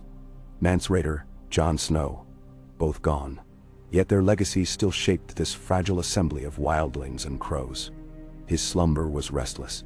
He dreamed of the wall cracking under a colossal force, shards of ice tumbling into a yawning void. He heard a horn blast, echoing across the plains. Then he saw the dead, frozen faces contorted in silent screams, marching in a vast legion that stretched to the horizon. The dream left him panting when he woke. A woman next to him, dozing with her child, stirred at his sudden movement. But he murmured reassurance. Morning arrived without incident, though the cold was bitter enough to make each breath ache. Tormund rose, stretching stiff muscles, and resumed the cycle of checking on defenses, ration lines, and the medical corners. It was a bleak routine, but routine kept desperation from consuming them all. That afternoon, a dull shout rang out from the battlements. Tormund's heart seized. Was it an attack? He rushed to the ramparts, boots slipping on icy steps, mind racing with possibilities. But when he reached the top, he found a handful of watchers peering south. One of them, a barrel-chested man named Craig, pointed. "Riders," he said, voice taut. "Looks like they're returning." Tormund narrowed his eyes, straining to see through the swirl of snow. He spotted a small line of figures on horseback, approaching slowly. Relief and apprehension tangled inside him. It might be Rick and his party, or it might be strangers. He barked at the watchers to be ready for anything, then hurried down to the gate. The riders arrived a short while later, cloaks stiff with frost, horses panting. It was Reich indeed, with Dila, Kreen, and the rest. Tormund's heart lifted at the sight of them alive. But as they passed into the courtyard, Tormund saw their faces, drawn, weary, a grimness that spoke volumes. No new wagons followed, no sign of bulging packs of supplies. A few minor sacks hung from their saddles, but nothing that looked like enough to feed thousands. Tormund's stomach sank. Rick dismounted, leaning against his horse for support. His cheeks were ruddy, a crust of ice in his beard. Dilla slid to the ground, face like stone. Kreen's eyes were distant, as though she had witnessed horrors on the way. Tormund approached, placing a hand on Reich's shoulder. "What happened?" Rick shook his head. "We found an old keep. Like we planned," he said, words slow and exhausted. "Completely deserted, half burned, no supplies left. Some old bones scattered in the courtyard. Couldn't tell if they were men or animals. Then we moved on to the hamlets near the river. Found them abandoned too. Doors smashed in, roofs caved. No sign of life." Kreen closed her eyes. "We saw footprints though. Some were fresh, leading west. Might have been a group passing through, or might have been the dead. Hard to tell in that storm." "Nima, what is?" Dila wiped at her face. "We managed to scavenge a bit. A sack of moldy grain here, a barrel of salted fish there. But it's hardly enough. Half of it we lost on the return journey when a horse fell through ice." She gestured to one of the two black brothers, who was missing. "We lost Drew. He fell with the horse. Current took them." A heavy silence settled. Tormund felt a wave of sorrow for the man, a stranger though he was. Another life lost to the merciless winter. Behind him, some of the free folk who had gathered to watch the return began to disperse. Faces etched with disappointment. They had hoped for salvation but found only the same grim reality. Tormund squeezed Reich's shoulder, trying to muster some encouragement. "You did what you could," he said. "At least you came back." Rick nodded, though shame glimmered in his eyes. "We're alive, but it won't feed the children." Tormund had no easy reply. He motioned for them to head inside, to get warm, to eat what little could be spared for returning scouts. Another wave of tension rippled through the courtyard. People whispered among themselves, fear creeping in that there might be no relief. If the south was as empty as the north, where would they go? Later, Tormund summoned Malister again, this time in the courtyard to spare the gloom of the war room. The wind had lessened, but the sky was still choked with heavy clouds. Tormund relayed Reich's news, omitting no detail. Malister's jaw tightened, and he let out a weary sigh. "So the hamlets are abandoned too," Malister said. "No survivors, or at least none willing to stay." Tormund nodded. "That means we may have only one option left if we want more supplies. This Lord Ardell, if his fortress still stands." Malister gave a curt inclination of his head. "I'll assemble a group. Might be best if a high-ranking watch officer leads it. They can negotiate if Ardell is honest." "Take a few of my people too," Tormund said firmly. "I won't let the crows wander off with whatever is found, if anything is found at all. We do this together." "Understood," Malister said. "But it'll take time to prepare. The route is long and treacherous." Tormund glanced around at the huddled forms of hungry men, women, and children. "We may not have much time, but do what you must. A small step forward, perhaps." Tormund did not expect a miracle, but the flicker of possibility was better than nothing. He organized a quick meeting with the Free Folk leaders, explaining the plan to send an envoy west to Lord Ardell. Some were skeptical, suspecting a trap or that no such lord existed. Others pinned all their hopes on it, as though one keep could solve all their problems. Tormund tried to temper both extremes, reminding them that survival wouldn't come easy. Another day passed in the endless cycle of rationing, patrolling, and fortification. Tormund walked the perimeter of the castle, greeting weary guards, offering words of encouragement. Snow fell lightly, dusting the timbers and watchtowers in a fresh coat of white. Ghost followed at intervals, padding silently beside him. From atop the wall, the world looked like a boundless desert of ice. Tormund felt the unspoken threat that somewhere beyond that bleak vista, the White Walkers waited.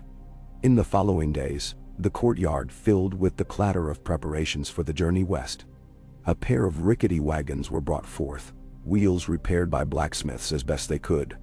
The goods they intended to trade, furs, iron scraps, a few pieces of salvaged steel, were loaded up.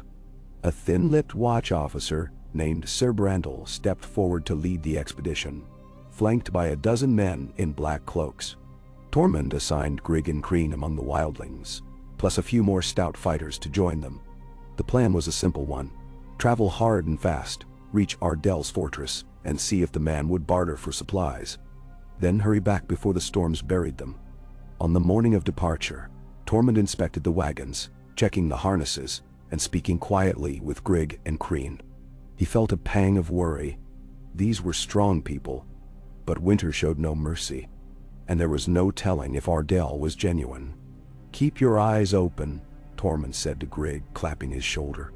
"If something smells wrong, if the Lord or his men look like they want to cheat us, get out of there." Grigg nodded, expression grim. Crean only brushed a hand over her braided hair and grinned fiercely. "If it's a trap, we'll spring it first." Tormund mustered a snort of amusement. "Just stay alive. We need you both." Sir Brandel approached, mouth set in a thin line. "We're ready to depart." The gates opened again. Outside, fresh snow gleamed in the pale light. Tormund cast a final glance at the wagons, the horses stamping and snorting. Then he signaled them on. They set forth, wheels crunching, hooves plodding, breath rising in plumes. The wind tugged at their cloaks as the procession slipped away into the wintry distance. In the days that followed, Tormund felt the strain deepen. Without immediate prospects of rescue, more free folk fell ill. Some died quietly in their tents at night. Others vanished, perhaps attempting to find a better life elsewhere. Though the odds of success were slim, Tormund did what he could, helping fortify huts against the cold, divvying rations, so that families with children received a fraction more, but he knew it might not be enough. A hush of despair settled over Castle Black like a shroud. Yet it wasn't only hunger and cold that threatened them. Scouts reported odd sightings at night. Shapes moving in the darkness, eyes that glowed faintly before disappearing. Now and then, a scout would fail to return. Tormund feared the Whites were testing their defenses, circling the fortress in small numbers. He drilled the free folk, making sure each knew how to wield the rudimentary dragonglass weapons.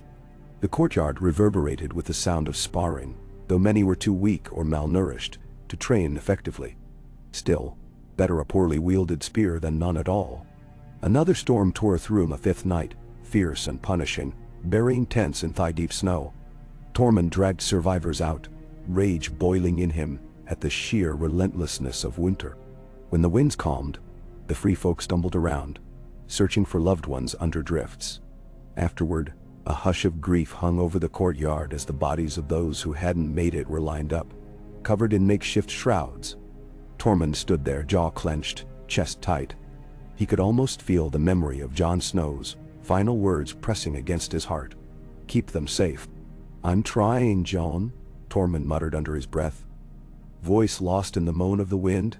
"I'm trying." Even Malister seemed to age overnight. His black hair was streaked with silver at the temples, and new lines creased his brow. The weight of feeding so many was crushing him as well. Still, he kept the gates open, allowed the free folk access to the warmth of Castle Black. Perhaps he remembered Jon's compassion, or perhaps he saw no sense in fueling a war they'd all lose. But the nights grew darker, the days shorter. Tormund and his people clung to their meager fires, eyes ever watchful for the pale shadows lurking beyond the glow. The scarceness of game made the hunters' trips increasingly desperate. Sometimes they returned empty-handed, haunted looks in their eyes. Occasionally, they brought a handful of scrawny hares or a single half-frozen boar. It was never enough. Each time, Tormund felt the pang of guilt. He had promised to lead them, to keep them alive. But the winter was a foe like no other. One bleak morning, as Tormund was finishing a chilly patrol around the walls, a single horn blast sounded from the main gate. He tensed, half expecting an attack. Instead, he found an old man in a ragged cloak, stumbling through, guided by a pair of Night's Watchmen. The man's beard was a tangle of gray, his eyes wide with terror. He collapsed into the snow, gasping for breath. Tormund rushed to him, dropping to a knee. "Who are you?" The old man stared up, lips quivering with cold.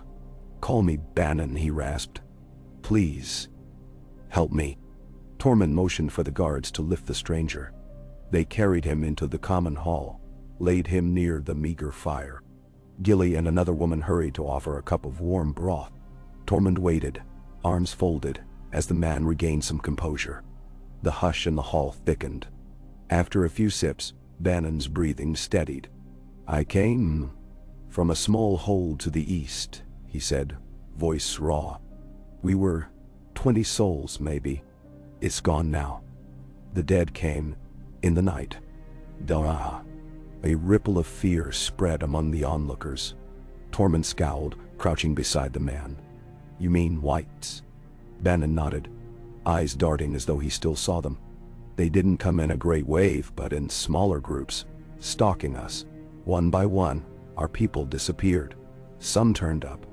Changed. Blue eyes, pale skin, no mind but killing. I fled, headed west, praying to find anyone. The road was a nightmare. Storms, wolves. I saw no living soul until I reached your gates." Tormund felt a sinking dread. So the dead were advancing in scattered attacks, perhaps building their numbers. He wondered if they were waiting for something, or simply content to pick off the living piece by piece. "Rest now," Tormund said. "You're safe here, as safe as anywhere.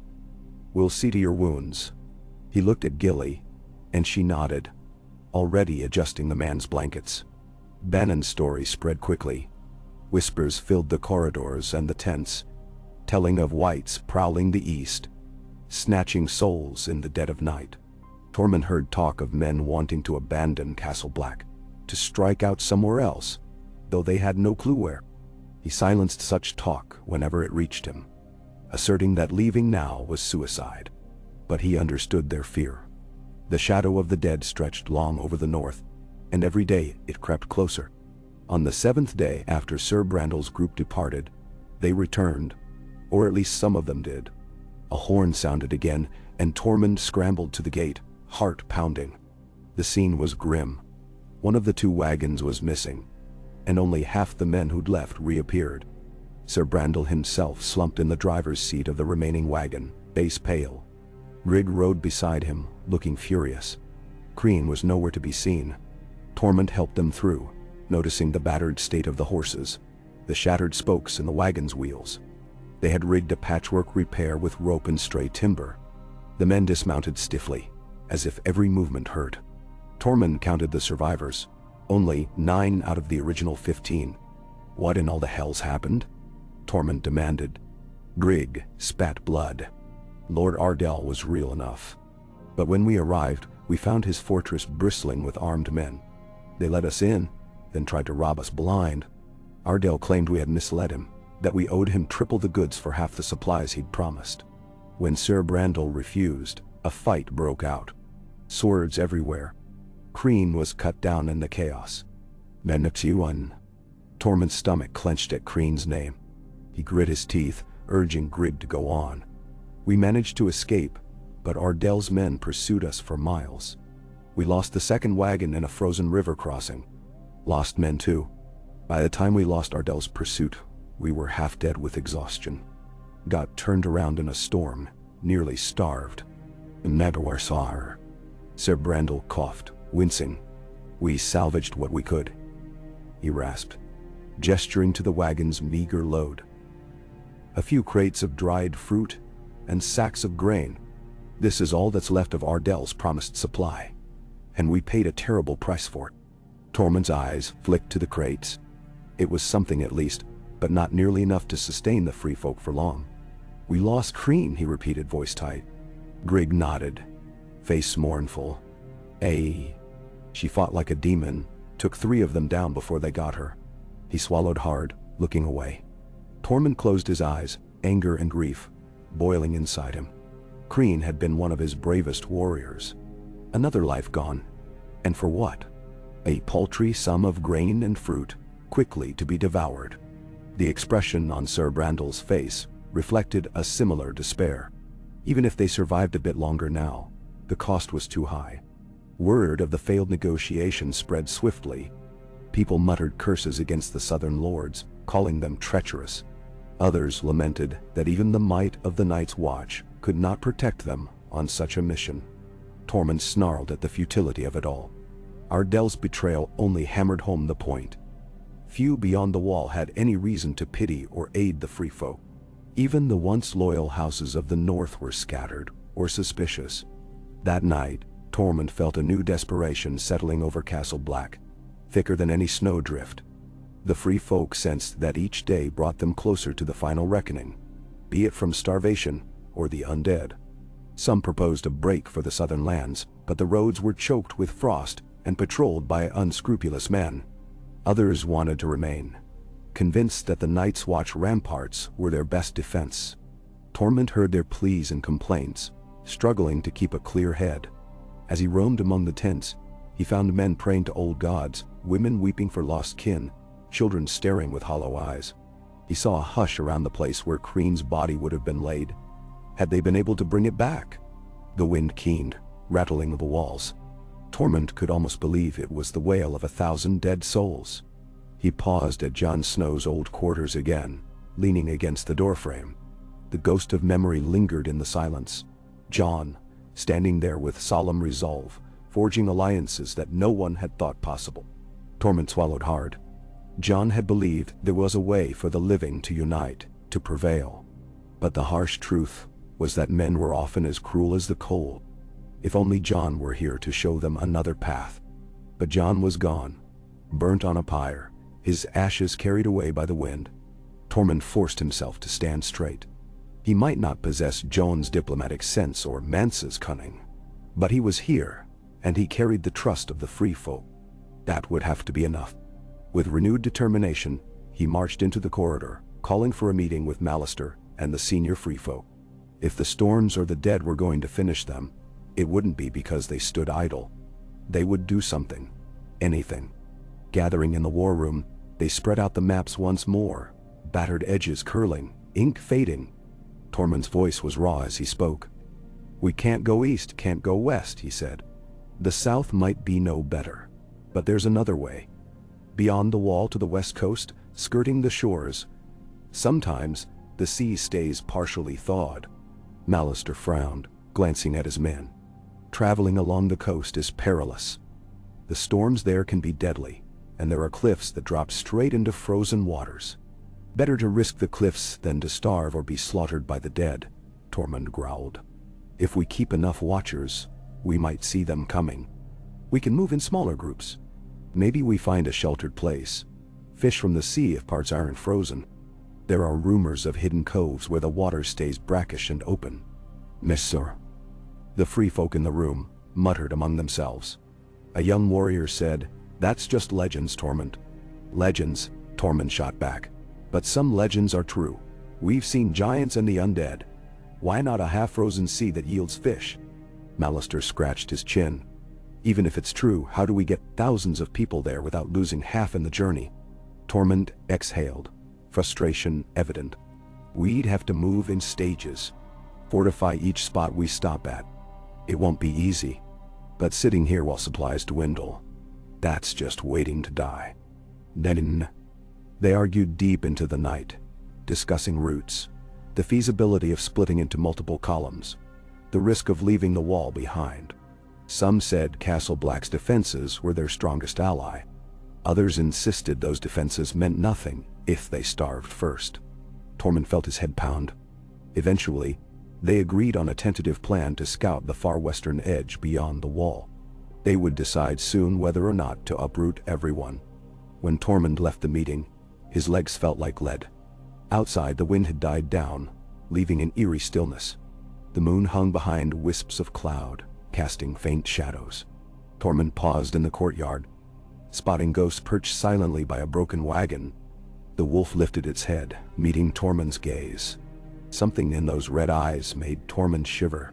Maybe it was the reflection of the moonlight, or perhaps a reminder of how Jon had once stared at him with that quiet, intense resolve. Tormund approached, patting Ghost's flank. "You'd know what to do if you were him," he murmured. The wolf only blinked. Tormund let out a weary sigh. "We'll make it through somehow," he told the wolf and himself in the same breath. "We have to." Behind him, the silhouettes of tents and makeshift huts stretched in silent witness to the free folk's plight. Beyond the gates, the unending snows concealed threats, both living and undead. Far to the west, an uncertain path beckoned, and above, in the vast northern sky, the stars gleamed cold and distant, as though they watched mankind's struggles with indifferent eyes. Tormund knew that each day was a borrowed gift, each night an invitation to despair. But he would not bow to the cold, or to the cruelty of men, or to the horrors of the dead. He stood there, a lone figure in the moonlit courtyard, carrying a title he never truly wanted, a crown invisible yet crushing. And he resolved, one last time, to fulfill Jon Snow's dying plea, keep them safe. So he would, for as long as his body and spirit could endure.